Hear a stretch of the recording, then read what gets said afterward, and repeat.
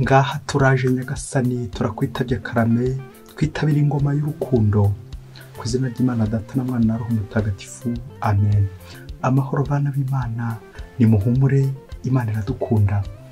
Ije kutugera neza ku wa gatandatu w'icyumweru cya gatatu cya Adventi, tariki 21 Ukuboza 2024. Aha niho tujya guhura n'Imana iduhamagaye. Isomo rya mu gitabo cy'indirimbo intebushe, umutwe wa 2 umurongo wa 8 kugeza kwa 14. Ndumva ijwi ry'uwo nkunda, ngo yaraje arataraka mu mpinga, arasimbuka imisozi. Uwo nkunda ameze nk'isha cyangwa ishashi y'impara.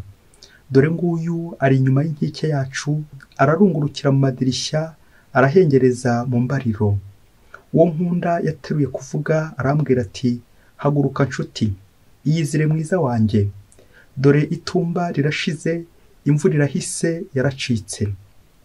Indabo zarakwiriye igihugu, ijwi ry'inuma ryumvikanye mu gihugu. Umutini waturitse imbuto zawo mbere, n'imizabibu yarabije iratama impumuro zayo nziza. Cyo haguruka nshuti, iyizire mwiza wanjye. Kanuma kanjye kibera mu mitutu y'urutare, mu bwihisho bw'imanga, reka nirebere mu maso yawe, niyumvire n'akajwi kawe, kuko ijwi ryawe rishimishije n'uburanga bwawe bugatera ubwuzu. Iryo ni ijambo ry'Imana. Zaburi ya 33. Nimukomere mu mashyi Uhoraho, nimumuririmbire indirimbo nshya. Nimusingize Uhoraho mucurange ikembe, munamucurangira inanga y'imirya 10. Nimumuririmbire indirimbo nshya, mumucurangire binoze muranguruye amajwi.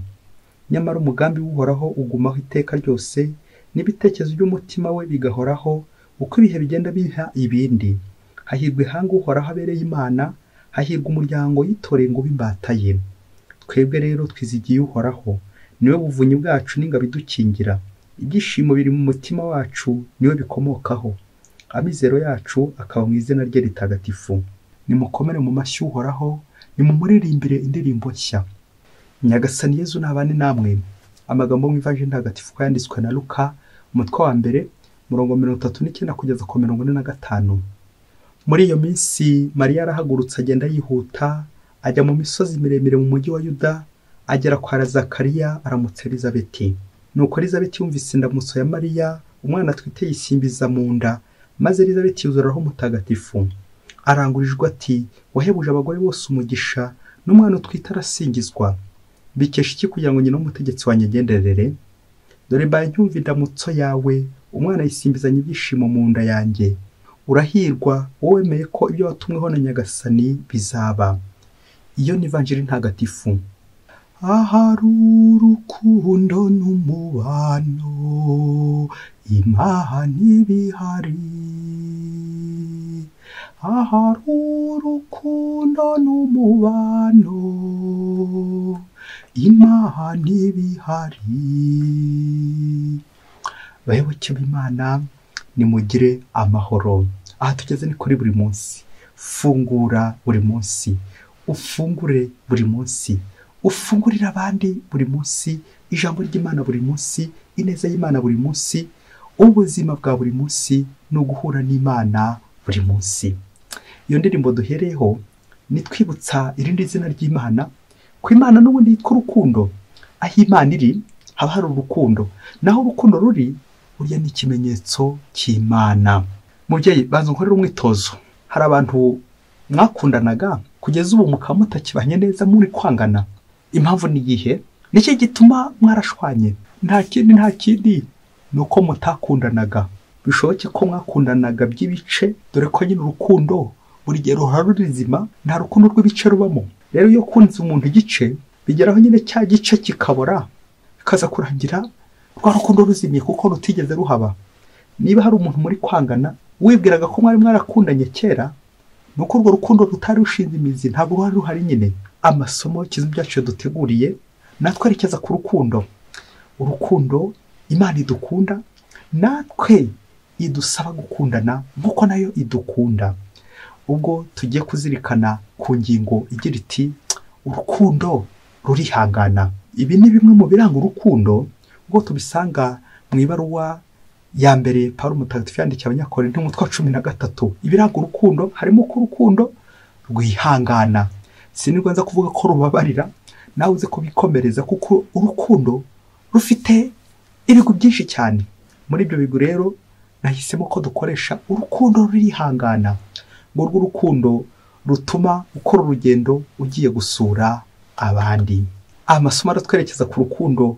Ubwo turi mu gihe cya Advent, turi kwitegura Imana ishe iwacu ikora urugendo ivuye mu ijuru ikaza ku isi kugira ngo tugaragarize ko dukunda. No kubera urukundo byatumye Imana yigira umuntu. Isomo rya mbere tumaze kuzirikana twavanye mu gitabo cy'indirimbo ihebuje.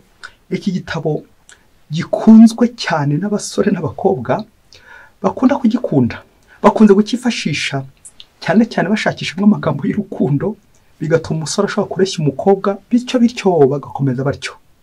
Iki gitabo rero abantu benshi bakunze gukitiranya kandi atari cyo umwanditsi yashatse.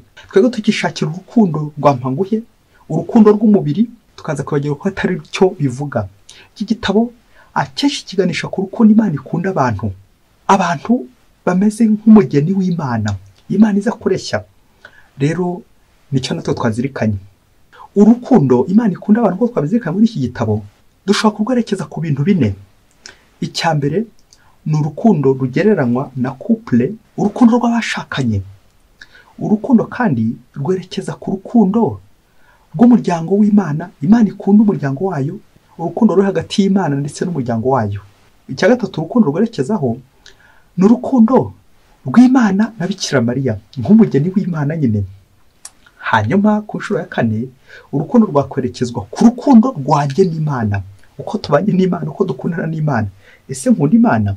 Nanjye nabwira Imana nti ndagukunda nk'uko Imana nayo idahama kubimbwira. Iki gitabo kitwerekeza kuri Noheli, ubwo Imana idukunda ikaza. Ese nawe uteguye kwakira umukiza uje kugana? Numwakira urabukunda Imana, nutamwakira Imana yo ntibizabuza kuyigukunda, kuko nubwo waba umuhemu Imana izakomeza kuba indahemuka. Ngurwo urukundo rugomba kuza iwacu, rwa rukundo rwihangana. Imana ikihangana ikaza munsi yasi y'icuraburindi, yasi y'umwijima, yasi ibibazo n'imibabaro. Imana ntabwo ireba ibyo bintu, Imana ntabwo yizigama, ahubwo urukundo kwikonoza mu ikuzo kuko idukunda byahebuje. N'ivanjiri n'umunsi harimo urukundo ruhagurutsa umubyeyi Bikira Mariya akajya gusura Elizabeti, nuko akamushyira iki? Urukundo, akamushyira ibyishimo by'uko atwaye Imana, atwaye umwana w'Imana, atwaye Yezu Kristo. Kubera urukundo akarumushyira. Turazirikana muri Novanjiri y'ibukiro rya kabiri, bicyanya gusora Elizabeti mutagatifu, dusaba inema yo gukundana. Hari ibintu bine byagaragaye muri Novanjiri biranga urukundo, biranga urugendo rwa Bikira Mariya ajya gusura Elizabeti mutagatifu. Icya mbere ni umuhate, icya kabiri urukundo, icya gatatu ibyishimo, icya kane amahoro. Ibi byose ni ibijyanye Bikira Mariya agiye gusakaza mu rugo rwa Elizabeti. Ariko reka tuzirikane kuri icyo cya kabiri, urukundo ruhagurutsa umubyeyi Bikira Mariya ajya gusura Elizabeti mutagatifu, amushyiriye Yezu. Dusaba inema gushyira Kristo abandi. Bikira Mariya atwaye Kristo, utwaye Kristo bamwita Christopher, portelo Christ aux autres, gushyira Kristo abandi. Nta rukundo ruruta rwo kwakira Kristo hanyuma warangiza ukamushyira abandi. Twabonye Kristo, reka tumushyira abandi. Nta kindi kimenyetso kizakubwira ko wahuye n'Imana usibye ko uzereka abandi Imana. Nawe ubundi kuvuga ngo nahuye na Nyagasani, nkunda Imana, ntabwo ibyo bihagije, ntabwo bikigezweho. Ahubwo se nakora iki abandi twahuye ko nari njyanye Kristo? Ni nabyo mutagatifu Yohani Mariya Vianney yavugaga ati, nuva mu misa uvuye guhazwa, nuko ugahura n'abandi bagakoza bati, noneho ko turi kubona witonze wiwombaritse byagenze bite? Uzasubiza uti, ntwaye Kristo, ntwaye Imana. Niko kutwaye Imana aba ameze neza, abayitonze, abafite urukundo. Ntabwo rero kimwe kizakubwira ko wahuye n'Imana no kuzitonda, uzitwara neza, uzavuga neza, uzakora ibikorwa by'urukundo nk'iki Bikira Mariya akoze agiye gusura Elizabeti mutagatifu, akarenga imisozi akazamuka iyindi mpaka ageze ku mukunzi Elizabeti, agiye kumureba, agiye kumusura. Ni kangaho ujya usura abandi. Ivanjiri iratwerekeza uburyo dusurana, uburyo usura ukunda. usura umusore wawe, ugasura umukobwa wawe, ugasura abana bawe. Ese mubyeyi uracyasura abana bawe? Ese mwana uracyasura ababyeyi bawe? Ese uracyasura inshuti yawe? Inshuti yawe ni iyihe? Biratwerekeza Bikira Mariya nka tabernakoro, ubyo dusura Yezu mu isakamento y'Ukarisiya, muri tabernakoro, muri kiliziya, visite saint sacrement. Niba ukunda Yezu koko uzajya umusura, ariko niba utajya umusura ni ikimenyetso cyo kutamukunda. Niba udashengerera ni ikimenyetso burya cyo kudakunda Yezu. Yezu araza akazi wacu, ariko ni iki kigaragaza kumwakira? Gushengerera, guhura na Kristo, kubana na Kristo. Ngiye byiza Bikira Mariya atuzaniye urukundo. Mu gushengerera ni ukwireba, ukareba ibibi ufite, ukareba urwango ufite, ukareba abantu wagiriye nawe mu mutima wawe, babandi bari imbere yawe, babantu mutakivuga rumwe. Abo bose nibo Yezu aza gukwereka ati rekera ahangaha, ongera ukunde. Urukundo rwawe ntirushyitse, urukundo rwawe rurapimwa, urukundo rwawe nta kigenda, kuko rutihangana, ntirubabarira, rugira inzika, ruravangura. Neza neza iyo ushengerera Yezu ahita akubwira ibyo byose. Ariko udashengerera, iyo udasanga Yezu ngo utware Kristo, nawe ntabwo ubibona, ntabwo ubona ubwandu bukuriho. Anabyo Mutagatifu Inyasoro yaravugaga ati uko urushaho gusanga urumuri nani kurushaho kubona ubwandu bukuriho. Amen, amen, amen. Iyo utwaye Kristo nani bwo umenya agaciro ke, nani bwo ubona abandi. Bikira Mariya amaze gusamira ku bubasha bwa Roho Mutagatifu, yabwiye ko Elizabeti ageze mu zabukuru, nuko yumva ijwi ry'Imana, yumva ijwi ry'umumarayika, nuko aragenda ajya kumusura. Kubera iki? Yari amaze kugira kontakte n'Imana, Imana yari imaze kumwinjiramo, yari ari kumwe n'Imana, kuko ahorana n'Imana. Iyo amaze kumva ijwi ahita amenya igikenewe. Hasigaye ko nasura mugenzi wanjye ngakora ibikorwa by'urukundo. Ari mu buroko nkajya kumusura, ndamushyira iki? Ararwaye, reka njye kumutabara. Arananiwe, reka njye kumuruhura. Ngibyo bigenza Bikira Mariya, kuko yumvise ijwi rya Nyagasani kubera urukundo. Nawe muvandimwe, impamvu ugikora nabi ni uko utarumva ijwi rya Nyagasani, ijwi ry'umumarayika nturaryumva. Igihe waryumvise, wa mucafu, bwa bucakara, bya byaha uzabijugunya, ubundi wawe hajye urukundo. Ese urukundo rwawe rurashyitse cyangwa ni ibice? Urukundo rwawe rurafashe cyangwa ni rwampanguye? Urakunda umuntu none ejo ugahita umwanga kubera iki? Urukundo rw'impamvu. Nabyo umuhanga avuga ati nyaboneka nyaboneka nyaboneka, umuntu nakubwira ko agukunda uzashaho uturongo twinshi, noneho uramutse umubajije impamvu agukunda akayibona, uzafumyemo uzihuta uziruke, kuko nta rukundo ruraho. Uko urukundo rufite impamvu ni zero. Urukundo rufite impamvu ntabwo ruba ruriho n'urw'ibice nyine, ni rwampanguye. Umunsi we hirya kure cyane muri Afurika, umusore n'umukobwa barakundanye, bitegura gushinga urugo. Igihe cyaje kugera koko bashinga urugo, barabana, bari bakize cyane, bubatse inzu nziza y'etaje, bafite imitungo, bafite ibintu n'akantu. Ngo bamaze kubana, igihe kigeze, umugabo wo muri uru rugo aza kubona ibaruwa. Iyo baruwa nanjye kuvuga y'amaraso yumuhagarika ku kazi, dore ko yakoreraga umushinga ukomeye cyane, bamuhemba amamiliyoni n'amamiliyoni, amafaranga menshi cyane. Agiye kubona abana ngo bamuhagaritse ku kazi. Neza neza yibaza uko agiye kubigenza. Ubwo ubukene butangira mu rugo guhera ubwo bamaze kumuhagarika ku kazi. Nyuma y'ikindi gihe agiye kubona bya byago bigwira abagabo, agiye kubona indi baruwa ya kabiri. Ushobora kuba kwibwira ko ari yeje kumusubiza mu kazi. Ibaruwa ya kabiri neza neza nayo y'amaraso, imusaba kwitaba urukiko ngo atange gatanya ku mugore we. Neza neza wa mugabo abiri ibyuya, yibaza uko agiye kubigenza, abuza akazi, none n'umugore agiye kumuta kandi bataramana igihe kirekire. Nuko ngo ajya mu cyumba, ahamagara umugore we, amubaza impamvu agiye kumuta, impamvu ari kumusaba gatanya. Wa mugore ngo aramubwira ati mugiye kurikirira ijambo, asanga nawe mu rugo rwawe ejo n'ejo bundi umugore ashobora kuri kubwira cyangwa umugabo kari kubwira ati burya impamvu nagukundiraga ko wari ufite amafaranga, ko wakoreraga uriya mushinga. None se niba baguhagaritse ku kazi uzantunga ute? Amafaranga azava hehe? Nari ngukunze kubera ari amafaranga baguhaga, kubera uriya mushara, kubera uriya murimo wakoraga. None rero ubwo umurimo urangiye, nanjye nisubira iwacu kuko nicyo cyatumaga ngukunda, nicyo cyatumye tubana. Guhera ubwo nyine wa mugore atangira urugendo rwo gusubira iwabo. Ntibongeye guhura. Wa mugabo bishoboke ko yasigaye mu marira n'agahinda. Kubera iki?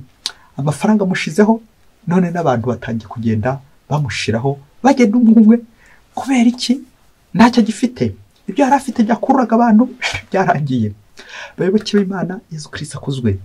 Ngicyo bita urukundo rwa mpanguye.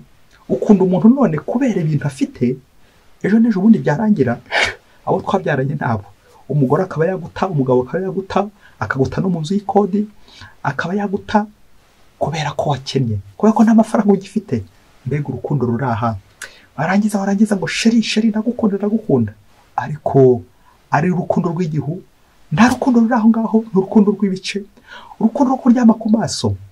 Niba umuntu ukunda udashobora kwihanganira ubukene bwe, ntiwihanganira ibibazo afite, ntiwihanganira uburwayi afite, ubwo ko wakwemeza ko nawe ukunda? Nk'uko abantu benshi udushyiremo igipimo cy'urukundo neza twagera mu mutuku. Kuko akenshi abantu benshi twikundira ibintu, twikundira amafaranga, tukikundira amamodoka, amazu meza, ibintu byose byiza. Hanyuma tugakomeza n'urukundo rw'umubiri, ugakunda umuntu ku mubiri, ariko imbere nta rukundo ruriyo.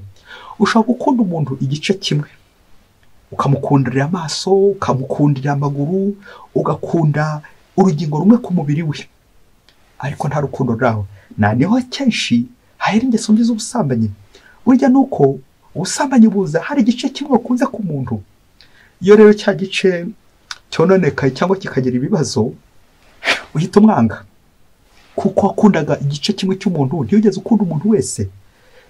Bikira Mariya yakunze wese, bituma azamuka imisozi, aterera imisozi, mpaka ageze kwa Elizabeti. Akenshi uze kwisuzuma, uraza gusanga impamvu mugenzi wawe muri kwangana nuko utigeze umukunda, cyangwa mwashwanye kubera ikintu yakwimye, kubera kakazi ko kashize. Dusabira ingo nyinshi cyane ziri muri za gatanya, ziri gusaba gatanya, ziri gutandukana. Nta kindi burya kibyihishe inyuma, ni rwa rukundo rw'ibintu, rwa rukundo rw'umubiri. Mwarakundanye, murinezeza, igihe kiza kugera nyine kagahararo, rwa rukundo rw'agahararo rwararangiye nyine, kuko byaragahararo. Nta rukundo rwigeze rubaho ngaho. Dusaba inyuma yo gukundana, urukundo rutaryarya, urukundo rwihangana. Impamvu ukunda mugenzi wawe ni iyihe? Impamvu ukunda uwo mwashakanye, ufite impamvu mukunda. Abashakanye basezerana ubudahemuka, kubana mu mahoro, ari mu mahoro no mu makuba, waba muzimu cyangwa urwaye, ku buryo nzagukunda kandi nzakuhiteka ryose kugera gupfa. Amen. Ese nawe urukundo rwawe rushobora kugera gupfa? Byari nibyo kumva biganisha kumva. Ushobora gukunda umuntu kugeza kumva. Nta wundi wakunze abantu usibye Yesu Kristo. Amare adi ungwemu, ukunda kugeza ku musozo, ukunda kugeza birangiye. Ni rwo Yesu Kristo ari gutugaragariza muri iki gihe, ubwo agiye kuza igihe cya Adventi kuri Noheli. Nuko Imana yakunze abantu kugeza n'ubwo bahaye umwana w'ikinege Yesu Kristo. Ivanjiri ya hano umutwe wa 3 umurongo wa 16 kugeza ku 17, cya kiganiro cya Yesu na Nikodemo. Kado nziza Imana yahaye abantu niyo ngiyo nyine, mariage y'Imana n'abantu, rwa rukundo rutagera uruzima, kugeza n'ubwo itanga umwana wayo w'ikinege agapfira abantu akabacungura. Ngo Yesu Kristo twiteguye kwakira Yesu, udufashe aho twagiye twangana, urwango dufite mitima yacu.